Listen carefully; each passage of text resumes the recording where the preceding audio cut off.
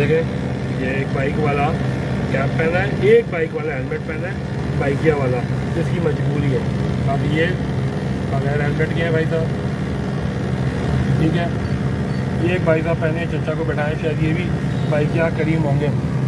वो एक है बगैर हेलमेट, ये चचा गए फैमिली के साथ बगैर हेलमेट, ये गए बगैर, ये एक और आ गए हेलमेट वाले, ये चलो एक और, ये 20 में से 4 हेलमेट वाले।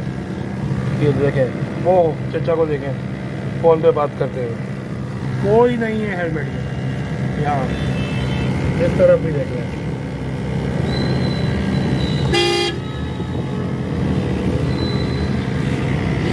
उसके बाद कहते हैं कि एक्सीडेंट होता है तो सर फट जाता है, जान चली जाती है, मर जाते हैं।